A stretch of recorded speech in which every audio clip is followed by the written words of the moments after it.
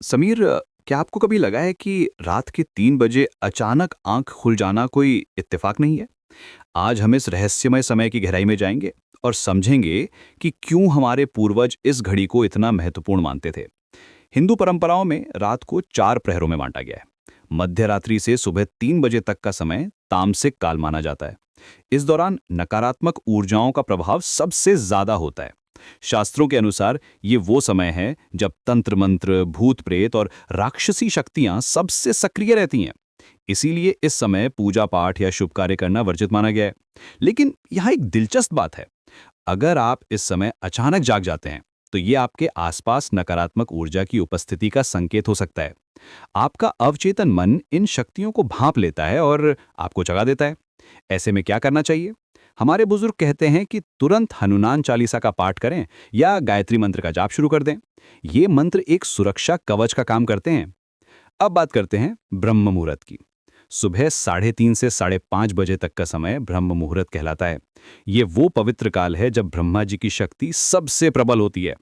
इस समय वातावरण में सात्विक ऊर्जा का प्रवाह होता है। आधुनिक विज्ञान भी इस बात को मानता है कि इस समय हमारे शरीर में मेलाटोनिन हार्मोन का स्राव सबसे ज्यादा होता है, जो मन को शांत और स्थिर रखता है। यदि आप रोज इस समय अपने आप जाग जाते हैं तो समझिए कि ये दैवीय संकेत है। आपकी आत्मा आपको साधना के लिए बुला रही है। इस समय किया गया ध्यान, मंत्र जाप या पूजा पाठ सीधे परमात्मा तक पहुंचता है। गुरुदेव श्री श्री रविशंकर जी कहते हैं कि सुबह उठकर सबसे पहले महान आत्माओं को याद करना चाहिए। इससे आपका दिन सकारात्मकता से भर जाता है। ब्रह्म मुहूर्त में आपकी चेतना का स्तर सबसे ऊंचा होता है। इस समय आपका मन प्राकृतिक रूप से शांत रहता है, जिससे गहरी मेडिटेशन की अवस्था आसानी से प्राप्त होती है। सहज समाधि ध्यान इस समय का सबसे उत्तम अभ्यास माना जाता है। आप चाहें तो सूर्य नमस्कार भी कर सकते हैं, जो शरीर और मन दोनों को शुद्ध करता है। इस समय अध्ययन करना भी अत्यंत लाभकारी है।